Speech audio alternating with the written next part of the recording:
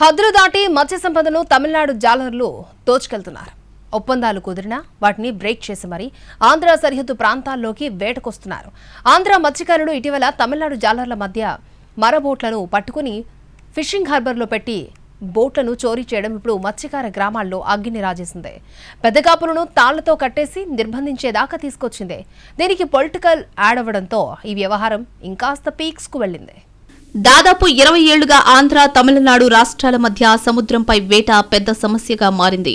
తరచూ ఇరు రాష్ట్రాల మధ్య ఒప్పందాలు కుదిరినప్పటికీ తమిళ జాలర్లు వాటిని లెక్కచేయక హద్దులు దాటి ఆంధ్ర సరిహద్దు తీరంలో వేట సాగిస్తూ ఉంటారు. దీంతో ఆంధ్ర జాలర్లు తీరని నష్టం చవిచూస్తున్నారు.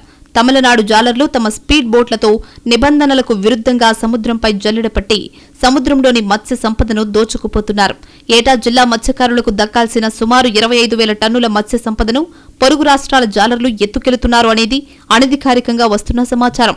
తమిళనాడు, పాండిచ్చేరి రాష్ట్రాలకు చెందిన పెద్ద బోట్లు 250 హెచ్పీ, 500 హెచ్పీ మెకనైజ్డ్ బోట్లతో ఆంధ్ర జలాలపై తీర ప్రాంతం దగ్గరగా వేట చేయడమే కాకుండా స్థానిక మత్స్యకారులపై దాడులు నిత్యకృత్యమయ్యాయి.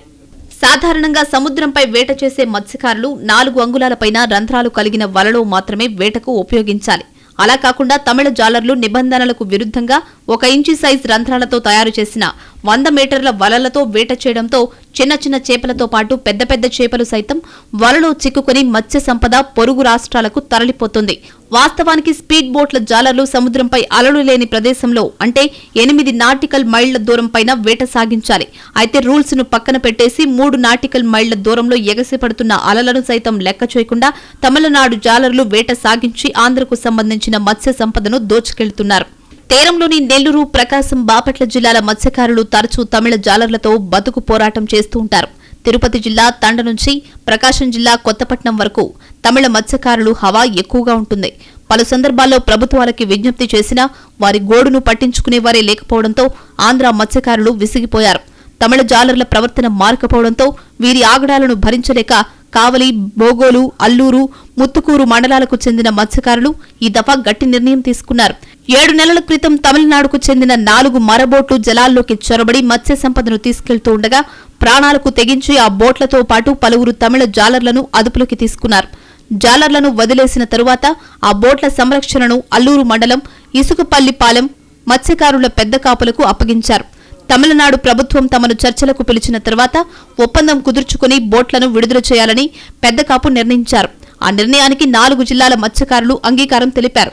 బోగోలు మండలం జువ్వలదిన్నె ఫిషింగ్ హార్బర్లో ఉన్న 4 బోట్లను 4 రోజుల క్రితం తమిళనాడు జాలర్లు చోరీ చేసి తీసుకువెళ్లిపోయారు. ఈ వ్యవహారం స్థానికంగా పెద్ద దుమారమే రేపింది. స్థానికంగా ఉండే పెద్దకాపు సహకారం లేకుండా బోట్లు ఎలా వెళతాయంటూ మత్స్యకారులు పెద్దకాపు కుటుంబ సభ్యులను తాళ్లతో కట్టించి బంధించారు. ఈ క్రమంలో అతను రాజ్యసభ సభ్యులు బీద మస్తాన్రావు పేరును బయటపెట్టారు. ఆయన సహకారంతోనే బోట్లను వదిలేశామని చెప్పుకొచ్చారు. అయితే ఈ ఆరోపణల మీద మస్తాన్రావు ఖండించారు. అయినా ఈ వ్యవహారం మత్స్యకార గ్రామాలలో తీవ్ర ఉద్రిక్తతలకు దారితీసింది.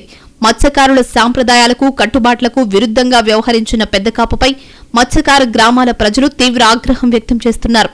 ఆప్కాబ్ మాజీ చైర్మన్ పోలిశెట్టి కుటుంబ సభ్యులపై కూడా మత్స్యకారులు దాడి చేసి నిర్బంధించినట్లు గ్రామాల్లో ప్రచారం జరుగుతోంది. 140 గ్రామాలకు చెందిన మత్స్యకారులు సమావేశమై కట్టుబడినా అతిక్రమించిన పెద్దకాపుపై కీలక నిర్ణయం తీసుకునేందుకు త్వరలో సమావేశాన్ని నిర్వహించబోతున్నారు. మొత్తానికి తమిళనాడు బోట్ల విడుదల మత్స్యకార గ్రామాల్లో హై టెన్షన్ కు కారణమైంది.